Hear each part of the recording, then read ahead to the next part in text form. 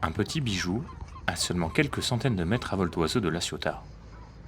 À l'ouest du parc national des Calanques, une petite île boisée offre un dépaysement garanti aux visiteurs. Bienvenue sur l'île verte.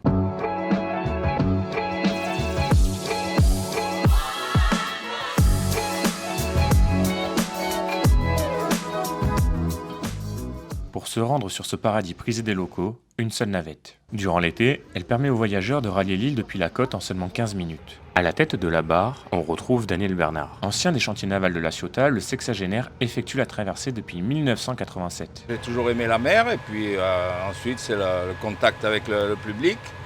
Et puis les traversées, bon c'est vrai que ça devient un peu répétitif, hein, mais bon on est toujours là et puis la mer est avec nous et on vit avec. Tout au long de ces années, le capitaine a transporté des stars. Mais ne lui demandez surtout pas si l'île verte est le Saint-Tropez des Bouches-du-Rhône. La Ciotat, ça reste La Ciotat avec ses chantiers navals. On est bien comme ça. Pour les photos, là, ça va être le moment. Le rocher du bec de l'Aigle. Après ce transfert rapide, c'est le moment de l'accostage et surtout de la découverte des 13 hectares du site. Dans des chemins escarpés et pentus au sein de la Pinède, le patrimoine militaire est encore visible avec des forts en ruine, mais également des blocos.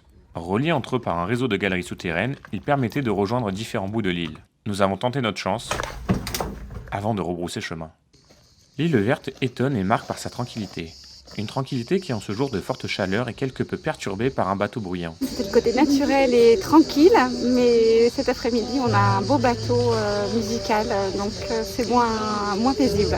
Mais qu'importe, le site épate toujours autant les visiteurs. C'est une île qui est encore boisée et c'est très peu fréquenté, donc c'est assez agréable au niveau tourisme par rapport aux Marseillais, enfin aux Calanques de Marseille en fait, qui sont assez envahis l'été par les touristes ou autres. Les deux jeunes femmes ont choisi l'option pique-nique, mais pour celles et ceux qui ne veulent pas transporter leur glacière, une solution existe, le restaurant de l'île verte. Florent Bordone dirige l'établissement depuis 9 ans.